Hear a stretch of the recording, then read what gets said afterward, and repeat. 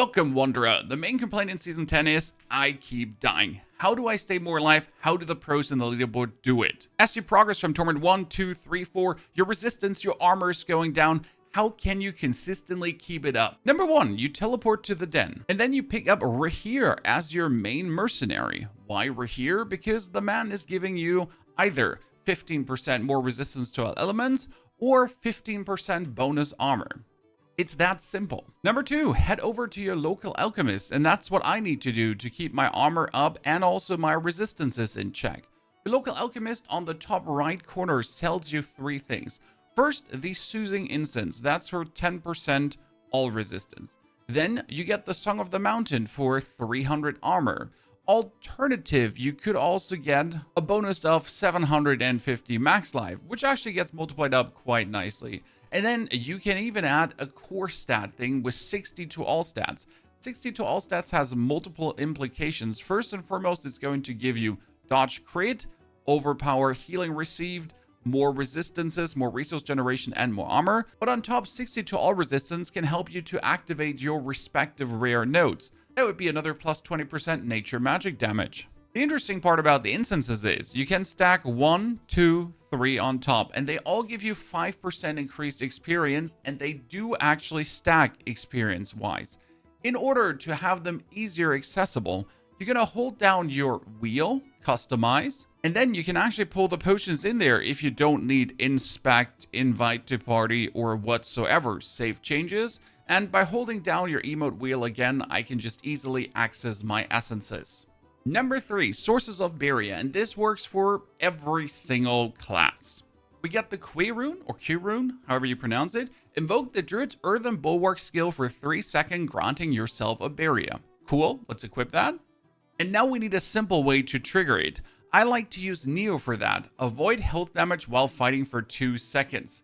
Why does this even work? Well, because I kill everything before it can touch me, and if it then can touch me, I do actually have the barrier. Alternative, you can take a simple one like Pock, or in case of my Necromancer, Zen. Whatever ritual works for your build, spam core skills, lucky hit chance, the one you can trigger the most easily in a row, and suddenly you consistently have a barrier going on. If you then get a chaotic perk, skill, gem that gives you barrier generation, the actual 45% of your maximum life as barrier would then not be 6,262. If I get another 50% barrier generation, that's going to be added on top of that barrier. So we're getting more out of it. Talking about runes, there's one that's additionally absolutely underestimated, and that would be the What rune. Invoke the Necromancer's Horrid Decrepify skill, slowing enemies, reducing their damage, and letting you execute them.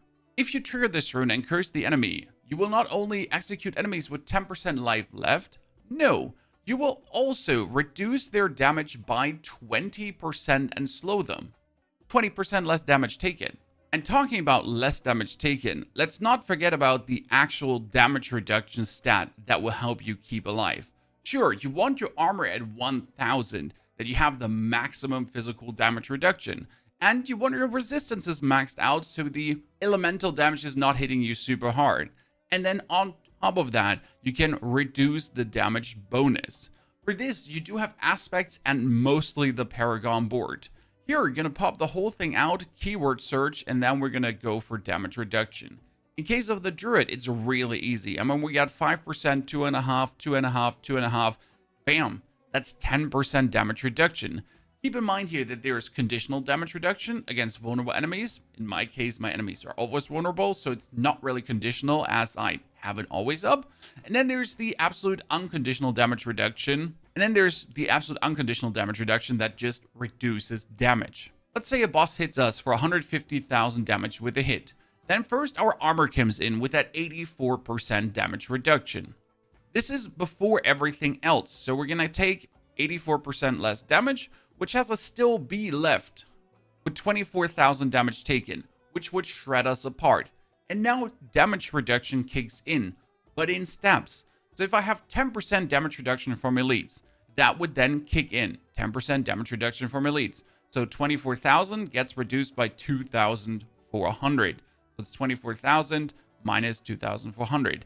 And then the next 10% of that kicks in, my 10% overall damage reduction minus, right? So times 0.1 again. So now it's only 2,160. You notice the damage reductions get less, and less. It's still efficient to stack a lot of damage reduction, but it gets less efficient. And that's why the Decrepify is so interesting. Because Decrepify is not damage reduction, it's enemies deal 20% less damage. This would give the 150,000 damage times 0.2, 30,000 less damage. So now we're only taking 120,000. And that gets them reduced by our armor by the 84% on my druid. And suddenly we're left with only 19,200 damage that we have to reduce instead of over 20,000. Very powerful, very good. Coming back to our mercenaries, if you manage to get your resistances and your armor under control without needing Raheir as your main merc, you can actually use them to cheat death. Go to Raheir and enlist him as a reinforcement, and then use his Bastion skill. Raheir takes a protective position for 5 seconds, redirecting 90% of the damage that will be dealt to surrounding allies to himself for 5 seconds. Bastion initial cast also grants surrounding allies unstoppable. Interesting, and instead then binding it to a cast, you're going to bind it to an event. And the event is called Cast when player becomes injured. Injured is less than 35% HP. If I now get hit heavily, Bastion will descend, ba-bam, and I will not die. Very good for hardcore, high recommendation. And as your main merc, you could then hire Subo to give you more movement speed and also 25% increased critical strike damage to enemies hit by Subo's cover fire for 4 seconds. Now with all of this defense talk done, we haven't talked about the most important defense. Let's jump into a Pit 90, because it couldn't actually be more simple, but also quite risky, so not recommended for hardcore players. And the most important defense end of the day stays, just do more damage and crowd control your enemies. As you can see here right now with my build, I kill everyone and no one is actually touching me. My barrier is not going down. But there's a layer to this, and that is called stun. Because I am not only killing them before they can even touch me, my lightning bolts, my ravens that are descending, have a very high chance to stun enemies, to immobilize enemies. So not only do they not hit me because they die before, they can't actually hit me because they're being immobilized and rooted to the ground. Like, I'm not being chased, right? They can't attack me. And that is something to not be underestimated if your character is consistently freezing an enemy, stunning an enemy, slowing them so they can't approach you fast enough, pulling them together in a spot. That is worth a lot too. In my case, I have Electric Shock. Dealing lightning damage to enemies has up to a 24% chance to immobilize them for 3 seconds. Cool. 24% doesn't sound like a lot. But my ravens have a 60% lucky hit chance, and I could put easily that up to 100%, so it's a 24% chance to get rooted. And I poison and slow enemies the whole time anyways. And their tempers under Worldly Fortune for crowd control duration, then increase any kind of crowd control you apply. Sure, right now as my support temper, I got the Raven attack speed. Those are my utility tempers. However, if I would like to take a bit less damage, or if my Ravens, for example, have 100% attack speed already, then I could easily take Worldly Fortune to just increase that. It's actually viable for a rogue, for example, to have your enemies frozen longer, to then deal more damage to them as they are frozen longer, especially bosses. One very important topic we haven't touched on are your jewels. They can help you to gain amazing amounts of resistance to all elements in your rings and amulet, as they can help you with a great amount of armor. But they have an even better use, and that would be socketing instead of your main stat, like I have here, willpower, Grand Amethysts. They give you bonus barrier generation in armor.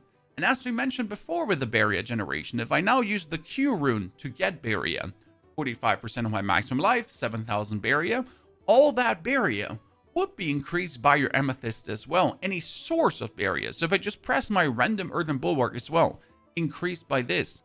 Sure, I would do less damage, but I would be vastly more tanky, especially if you have many sources of small barriers. All these small barriers are being more meaningful then. Very juicy. Ladies and gentlemen, tell me, which methods of these defenses are you applying on the regular, and did this help you to become more tanky? Thank you very much for watching, and now check out that Druid or the Necromancer to absolutely dominate the leaderboards. Enjoy!